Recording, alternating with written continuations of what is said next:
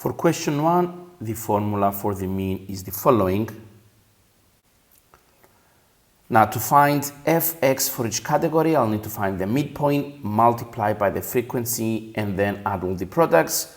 So I'll need 2 extra columns, one for the midpoint, one for fx.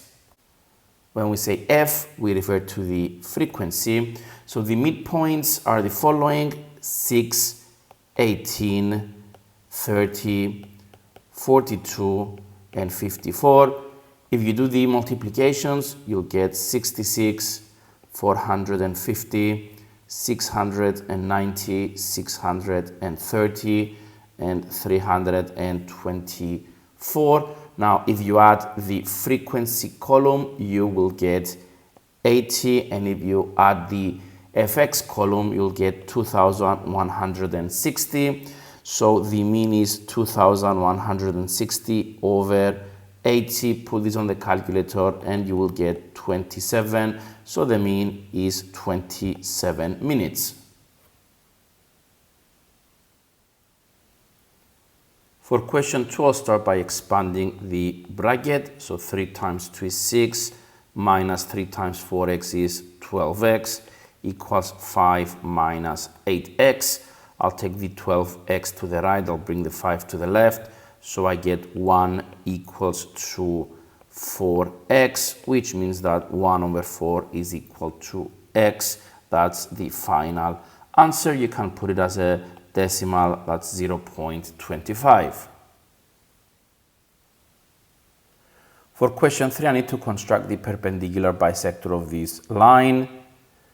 Now I'll use a compass and I'll place the pin at A, and then I'll make one big arc like this. So that's how it looks like. Then I'm gonna repeat without changing the size of the compass. That's the important stuff. I'll place the pin at B and draw another arc here. That's how it will look like. And then I will join the 2 points of intersection using my ruler. And that's how the perpendicular bisector looks like. Now, instead of drawing one big arc from each side like we did, you can draw 2 small arcs, one at the top, one at the bottom, and then you'll repeat from the other side. If you do that, your drawings will look like this. For question 4, I'll need to work with the sum of the interior angles, and the formula for the sum of the interior angles is the following. So in our case, we've got a pentagon, so n is equal to 5. Using that formula, I'll get 5 minus 2 times 180. This comes out to be 540. So if I add all the angles, they should equal to 540. So 119 plus 67 plus 135 plus 90 plus x equals 540. X comes out to be 129. For question 5, let G be the green switch, O the orange one, and W the yellow ones. Now I'm given that G to O is equal to 3, and I'm given that O to Y equals 1 to 5. Now I want to make sure that the orange ones are the same, so I will multiply these by 3. So this will become 3 to 15. So now the orange ones are the same, and I did this because I want to convert into a single ratio, G to O to Y, and this is 2 to 3 to 15. So I have a total of 20. When you add 3, 2, and 15, you get 20. So the green ones are 2 over 20 times the total amount that I've got, which is 280. And if you do this calculation, you get 28, and that's the final answer.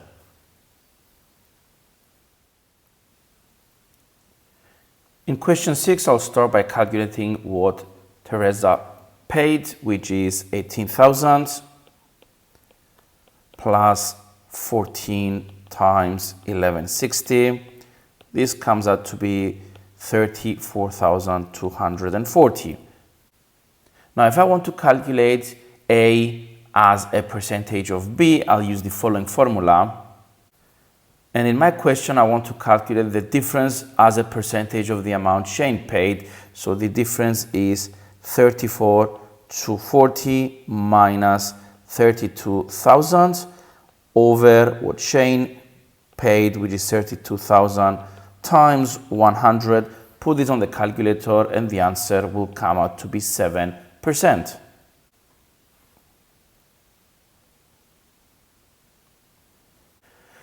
In part B, I'll use the following formula.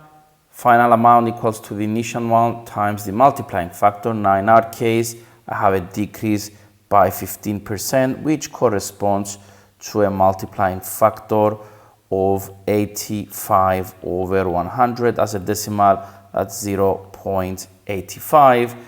Now, in this case, the final amount is 39,865. I don't know the initial amount, I'll just put a V there, times the multiplying factor, which is 0.85. So to find V, you just divide 39,865 by 0.85. Put this on the calculator and the answer comes out to be 46,900. In question 7, if I add all the probabilities, I should get 1. So 0.24 plus 0.40 plus 3x plus x equals 1. So 4x equals to 0.36. Hence, x equals to 0.09. So the probability of thriller is 0.09 and the probability of mystery is 0.27. Now I'm given that 48 members answered comedy books. So 48 members corresponds to a probability of 0.24. So how many members correspond to a probability of 0.27? Cross multiply and you'll get 48 times 0.27 over 0.24. Put this on the calculator. The answer comes out to be 54. In question 8, I'll work with the right angle triangle, this blue one, to find AB, which is the diameter. Now I will use the cosine ratio. So cos of 50 equals to the adjacent, which is 18, over the hypotenuse, which is A and B. So if you rearrange this, you'll get A and B is equal to 18 over cos of 50. The calculator will give you 28.003 and so on. So the radius of my circle is equal to A and B over 2, comes out to be 14.00 and so on. Hence, the perimeter of my shape is equal to 2 pi r, which is the circumference of a whole circle, divided by 2, plus the straight line AB, which is the diameter. Hence, I've got pi r, because the 2's cancel out, plus 2r. So pi times 14.00 and so on, plus 2 times 14.00 and so on. Hence, this will give me 71.99. If you round this to two significant figures, you'll get 72 centimeters.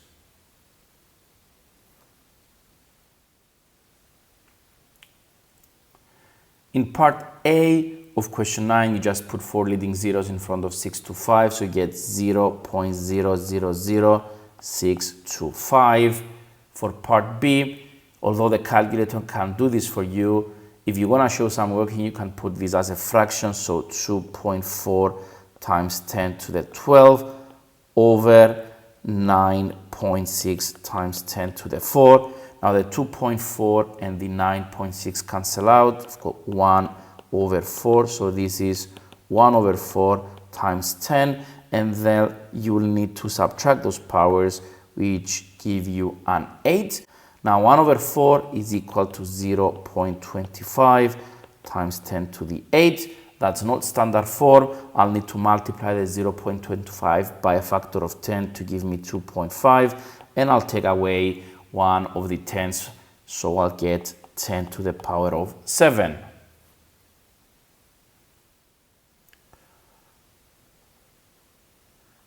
For part of question 10, I need two numbers that have a sum of -2, have a product of -48. Those numbers are -8 and 6. Hence, y -8 is one factor, y plus 6 is the other one. For part B, I'll need to write down the inequality. That's just x less than or equal to 3, the or equal, because the circle I have here is a full one. And then for part C, I'll solve this like an equation. I'll take the 14 to the left, I'll take the 7w to the right. So 6 minus 14 is greater than 12w minus 7w. So minus 8 is bigger than 5w. Minus 8 over 5 is more than w. So w is less than minus 8 over 5. For question 11, I've got a region bounded by 3 straight lines and I've got 3 equations. So the first thing to do is match the equations to the lines. Let's label the 3 equations as L1, L2, and L3. Now, many ways to do the matching. One way is to rearrange the equations in the form y equals mx plus c. So the first one gives me y equals minus 2x plus 6. The second one, y equals 5 over 2x plus a half. And the third one, y equals minus 2/3 x plus 4 over 3. Now, line L1 has a negative gradient and a y-intercept of 6. So L1 is this one. The second line has a positive gradient, so it must be this one. And the third one with a negative gradient and y-intercept 4 over 3 is this one. Now, the region relative to the lines is as follows. It's below L1, it's below line L2, but it is above line L3. Hence, the inequality signs that have to be used are less than or equal for the first line, less than or equal for the second one, or greater than or equal for the last one. The or equal is there because our lines are solid and not dotted. Thus, the final answer is these equations, but instead of the equal sign, convert them to inequalities. You can also use the original ones replaced with the inequality signs. Note that the mark scheme also allows for strict inequalities, which means if you use less than or greater than without the equal sign, the mark scheme accepts that, although it's not 100% correct.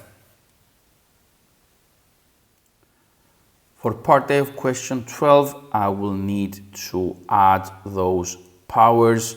So the left-hand side is equal to 3 to the power of a half plus 2 over 5. You do that addition, you'll get 3 to the power of 9 over 10. This must be equal to the right-hand side, so m is 9 over 10. Similarly, for part B, I will need to subtract those powers, so the left-hand side is equal 5 to the power of minus 10, and then I've got minus 4, which is a plus 4. This will give me 5 to the power of minus 6. Again, these must be equal to the right-hand side, which is 5 to the power of n. Hence, n is equal to minus 6.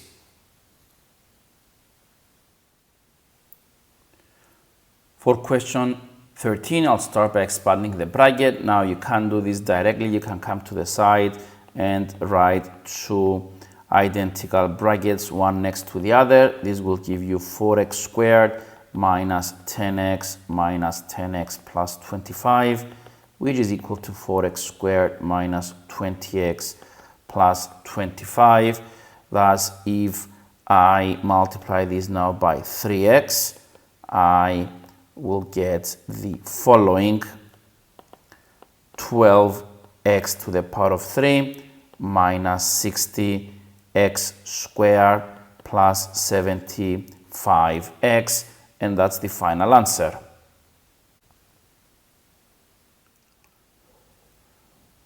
For part A of question 14, just plug in the two x values into the equation.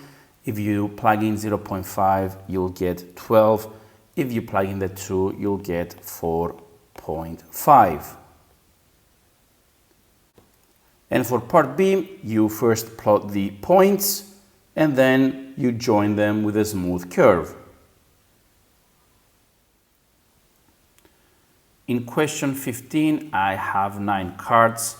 2 of them have numbers and 7 have letters, and then Thomas selects 2 of them and keeps them, so I am selecting without replacement.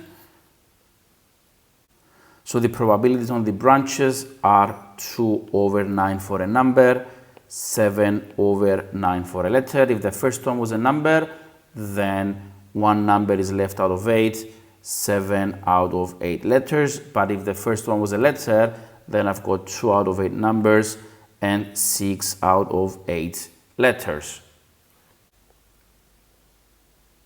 In part B, I need to work out the probability that I select 2 numbers. So I want the following combination. So to get that, I'll just multiply the probability on these branches, which is 2 over 9 by 1 over 8.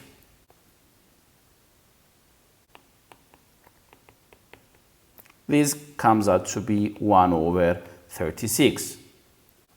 Now for part C, I want the probability that I get one number and one letter in any order.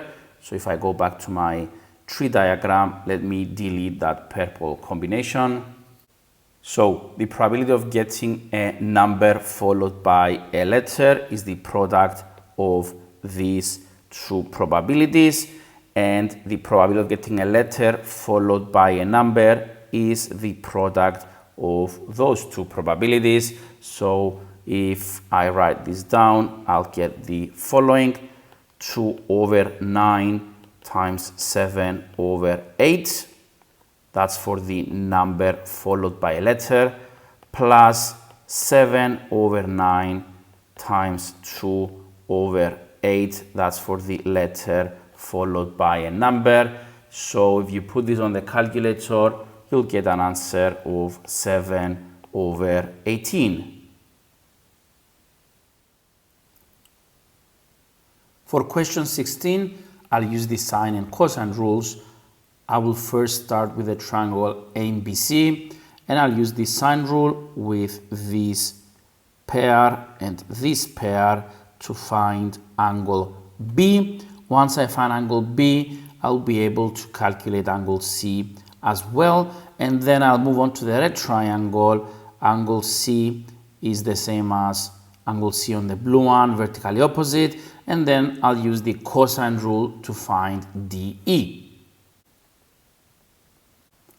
So from the blue triangle, we have 24 over sine of angle B equals to 31 over sine of 64. Hence, sine B is equal to 24 sine of 64 divided by 31. So sine B is equal to 0.6958 and so on. Inverse sine of that number will give me 44.09 and so on. So angle ACB is equal to 180 minus 64 plus 44.09. This comes out to be 71.90 and so on. Angle DCE from the red triangle is equal to ACB, which I found above, at 71.90. So now, using the cosine rule in the red triangle, go on the next page, DE squared is equal to 16 squared plus 19 squared minus 2 times 16 times 19 times cos 71.90. This comes out to be 428.16. So DE is equal to the square root of this number. Put this on the calculator and you'll get 20.7 centimeters to 3 significant figures.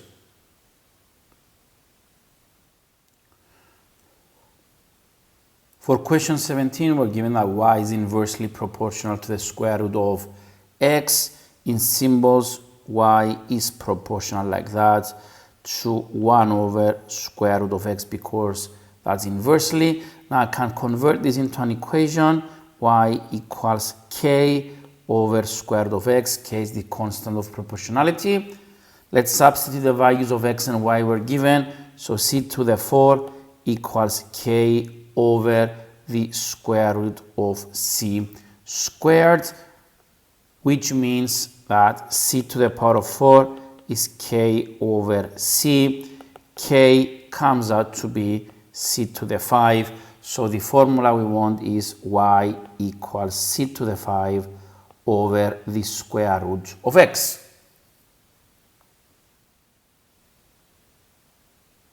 For question 18, I'll start by writing the function as y equals k over x. Then I'm going to replace the y with the x and the x with the y.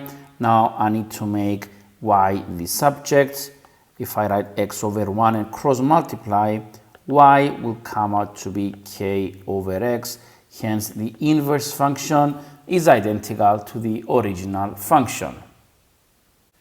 For BI, to find g of minus 2, I'll just replace x with minus 2 in the formula for g of x. So I get 2 minus 3, and then I've got minus 2 to the power of 4. When you put this on the calculator, make sure you use brackets so that the 4 applies to the whole of minus 2. Answer comes out to be minus 46.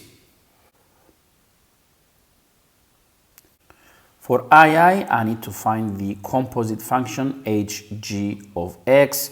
So this is like trying to find h of g of f of x. So I'm adding that extra pair of brackets. So what is g of x? G of x is this function here. So what I'm going to write here now is h of 2 minus 3x to the 4. So next step, I'm going to go to the h function, which is this one, and replace each of those x's with this expression here. So this is equal to fraction line. Numerator is 3 times 2 minus 3x to the power of 4. Denominator is 2 minus bracket 2 minus 3x to the power of 4. Let's simplify. So in the numerator, I get 6 minus 9x to the power of 4. Denominator, I get 2 minus 2 plus 3x to the 4. The 2 with the minus 2 cancel out. This gives me 6 minus 9x to the 4 over 3x to the power of 4. Now note that all numbers are divisible by 3. So I'll continue and take out a common factor of 3 in the numerator. 3 bracket 2 minus 3x to the 4. So basically I'm going back here and this is over 3x to the 4. So now I can cross out the 3's and I'll be left with 2 minus 3x to the power of 4 over x to the power of 4. Now, if you want, you can split this into two fractions and get 2 over x to the 4 minus 3x to the 4 over x to the 4, which is 3. This is also correct and is equally simplified.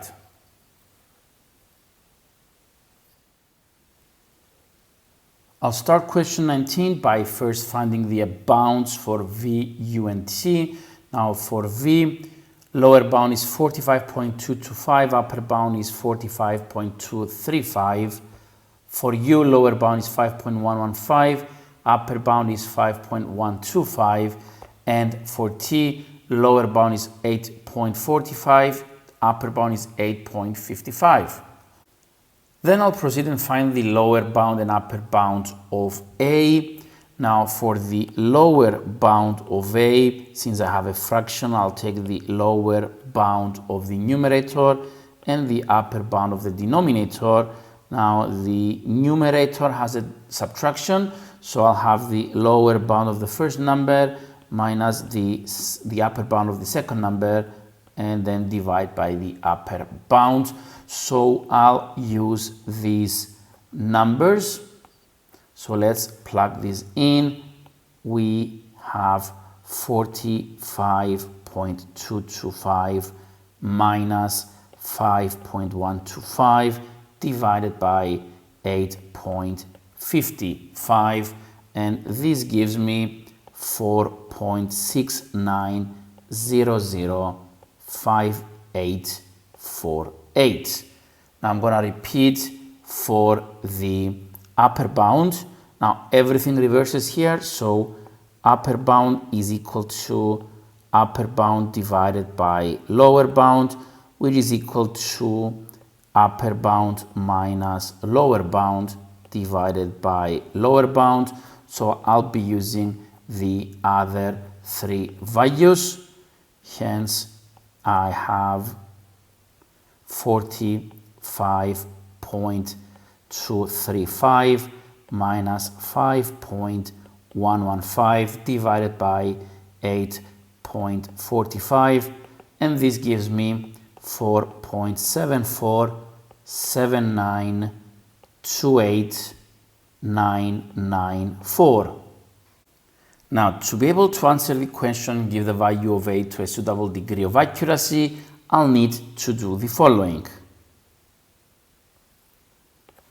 So if I round both of these answers to one significant figure, then the lower bound will be 5, the upper bound will be 5, and hence I have an agreement where the lower bound and the upper bound are the same.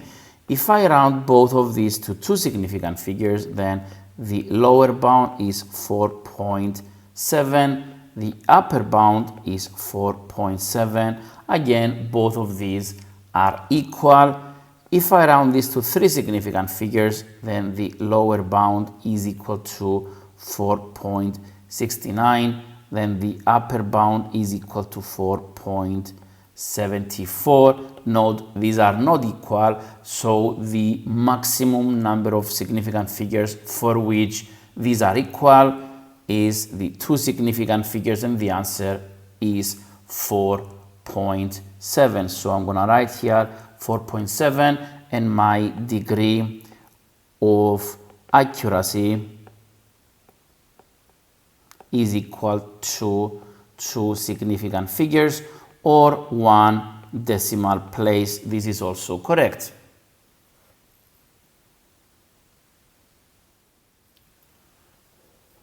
For question 20, I have a cylinder that looks like this.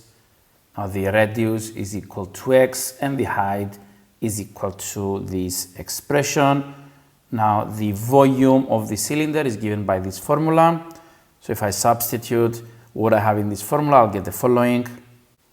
V equals to pi x squared times 800 over pi x minus x. So volume is equal to, and let's expand now, 800 pi x squared over pi x minus pi x to the power of 3. Let's simplify that expression, that first term. V equals, I can cancel out the pi's, I can cancel out one of the x's, so I'll get 800x minus pi x to the power of 3. Now, to find the maximum value of v, first I'll need to find the derivative, dv dx, that's the corresponding of dy dx, and set that equal to 0. Now, if you want to go over the process of differentiation, we've got a video. Click at the top right of the screen and you can follow the steps. In this case, dv dx comes out to be 800 minus 3 pi x squared. I'm going to set this equal to 0. So I get 0 equals 800 minus 3 pi x squared. I'm going to take the 3 pi x squared to the left. And then to get x squared on its own, I'll have 800 over 3 pi. So x equals to the square root of this number. If you want this as a decimal, is 9.21 and so on. So to find the maximum volume, I'll just replace this x I just found into the formula for the volume given here. So 800 times 9.21 minus pi 9.21 squared. Put this in the calculator and you'll get 4,913.69 and so on. To the nearest whole number, this is equal to 4,914.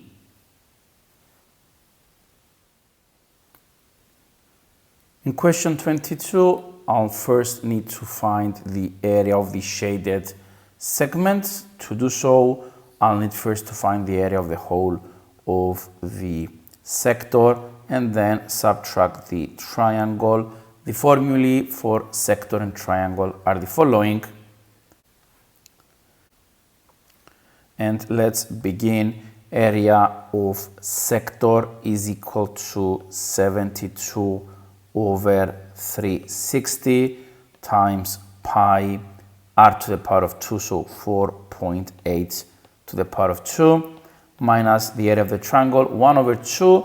I'm going to use the angle of 72. The two adjacent sides are 4.8 and 4.8 because this is an isosceles triangle. Two of its sides are made up of radii. So I get 4.8 times 4.8 times sine of 72. Put this in the calculator and you will get 3.52 and so on. Water flows at 14 centimeters per second in this pipe, which means that every second a prism will be formed with the cross section being this segment, and it's gonna look like this.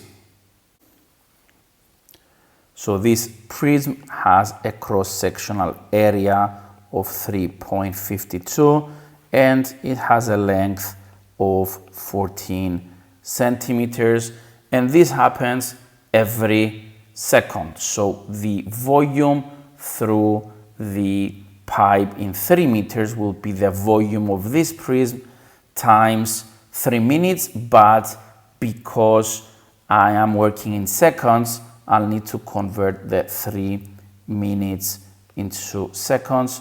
So that's 3 times 60 is equal to 180 seconds.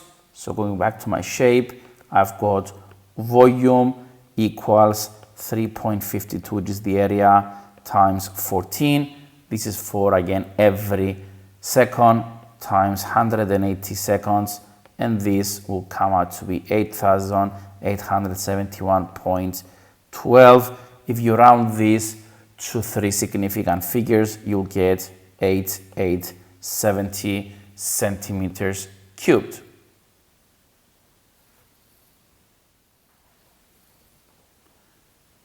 In this question, I know two formulae, one for the nth term of a sequence and one for the sum. I'll use the first one, the nth term formula, to find an expression for n in terms of t only, and then I'll use that expression to find an expression for the sum in the required form. So starting with the nth term formula, I get 14t minus 5 equals to a, which is 2t plus 1 plus n minus 1 times the difference, which is 3. Let's expand brackets. So 14t minus 5 equals 2t plus 1 plus 3n minus 3. Let's simplify the right hand side. So 14t minus 5 equals to 2t minus 2 plus 3n. And now I want to leave n on its own, so I'll take these to the left. So I'll get 12t minus 3 equals to 3n. And if I divide everything by 3, I'll get 4t minus 1 equals to n. So now let's use the formula for the sum. So Sn equals to n over 2. The n is the one I found just above. So 4t minus 1 over 2, square bracket, 2 times a, so 2 times 2t plus 1 plus n minus 1d, so 4t minus 1 times 3. So now let's simplify it inside the square bracket.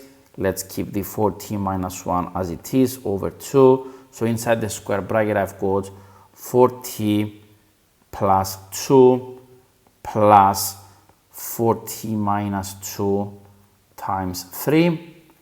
Let's keep simplifying. 4t minus 1 over 2, 4t plus 2 plus 12t minus 6. So 4t minus 1 over 2, and then I've got 16t minus 4. So now I will take out a common factor of 4 from here. I'm missing a minus here. Let's put it. So 4t minus 1 over 2, and then take a common factor of 4, as I said, 4, and I get 4t minus 1. I can simplify these two with this 4. So now I can get 2 times 4t minus 1 times itself. So basically square. So now I'm done. This is in the required form. P is equal to 2.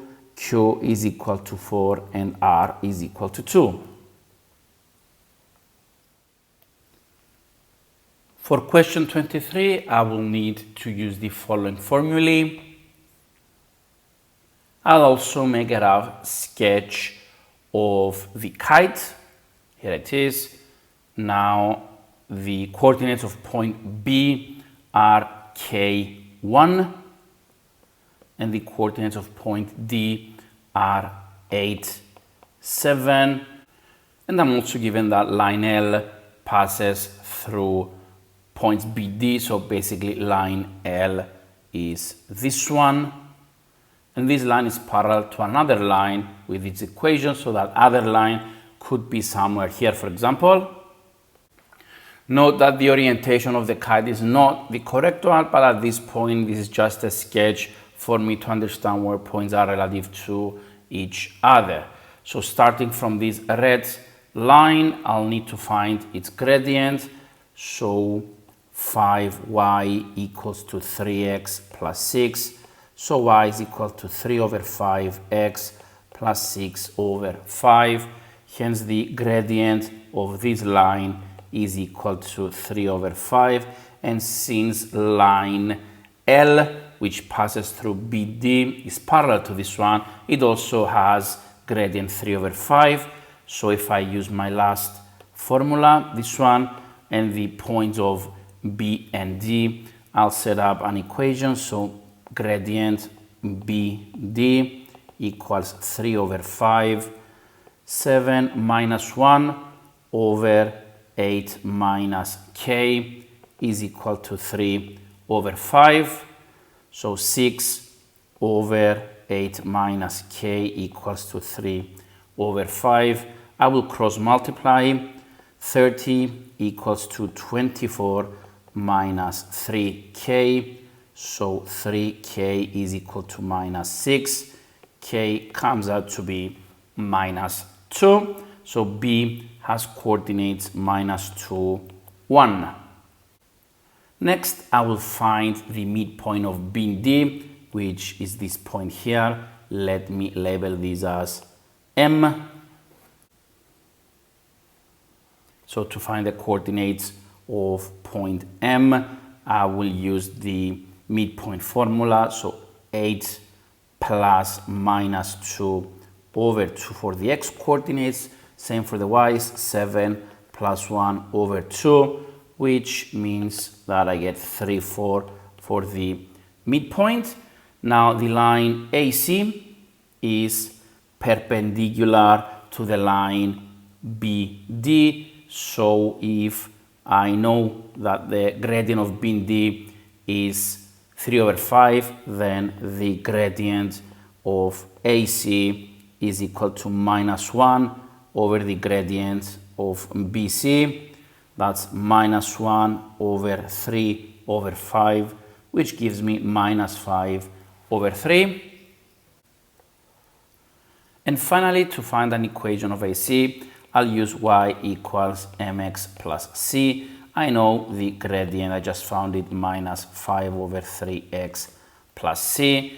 And to find c, I'll need to use a point on the line AC. The only point I know is M, which is the midpoint of B and D, and I found it above. So 4 equals minus 5 over 3 times 3 plus c. So 4 equals minus 5 plus c. C comes out to be 9.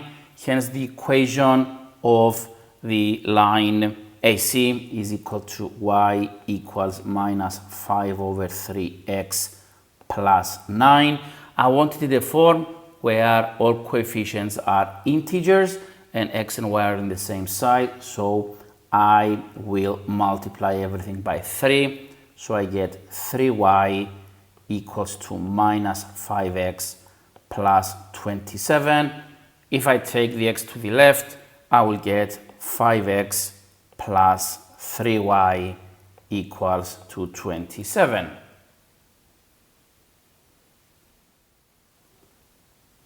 For question 24, since I need to find the ratio OC to CE, I'll start by joining the points OCE with a straight line. Now point C was supposed to be on the line OCE, so I'm going to delete that mark here not to confuse me. I will label the unknown ratio as lambda to 1 minus lambda, so OC is lambda and the rest CE is 1 minus lambda. It's always convenient for the ratios to add up to 1. Now point C doesn't just split OE, it also splits AB, so I have another unknown ratio there. I'm going to call this mu and 1 minus mu. Mu for AC, 1 minus mu for CB. Now I'm given that AB to BD is 1 to 2, which means that BD, which is this one, is twice AB. I don't know AB, so I'm going to find it. AB is equal to AO plus OB. AO is the reverse of OA, so minus 2A plus 2B. Hence, B and D is twice AB. Hence, this is equal to minus 4a plus 4b. Now, in this type of questions, we find a vector in two different formats, and then we equate the a and b parts to find the unknown constants, the lambda and the mu. In this case, I'll go with the vector OC. It's always convenient to go with what you are trying to find. So OC is equal to lambda OE. So I'm taking the direct vector, the direct approach. So this is equal to lambda, and OE is equal to OB plus BD plus DE. This is equal to lambda, and OB is equal to 2B, and then BD, I found it here. I've got minus 4A plus 4B, and therefore DE, this is given on the diagram, it's plus 7A plus 3B. And if I simplify the bracket, I'll get 3A plus 9B. If I expand, I will get 3 lambda A plus 9 lambda B. I'll now go from O to C through another route. I will go through a route that involves mu. So I'll go from O to A and then to C. So I have OA plus AC, which is equal to 2A plus mu times AB. That's 2A plus mu times, I've got A and B above. So this is equal to minus 2A plus 2B. Let's expand. 2A minus 2 mu A plus 2 mu B. And I'll take A as a common factor. So A, 2 minus 2 mu plus 2 mu B. Now, I will proceed and equate the A's on each of those and the B on each of those. The A's are 3 lambda on the left and 2 minus 2 mu on the right. The B's, I've got 9 lambdas on the left, 2 mu on the right. So let's write it down. Equate A and then equate B. For the A's, I've got 3 lambda equals to 2 minus 2 mu, and for the B, I've got 9 lambda equals 2 mu. I will rearrange the blue one and get 2 mu on its own. So 2 mu equals 2 minus 3 lambda. So now I can replace the 2 mu with 9 lambda and get 2 minus 3 lambda equals to 9 lambda. 2 equals to 12 lambda. So lambda comes out to be 1/6. So finally, if I want OC to CE, that's lambda to 1 minus lambda, as we said originally. That's 1/6 to 5/6. And if you simplify this one, you'll get 1/5, which is the final answer.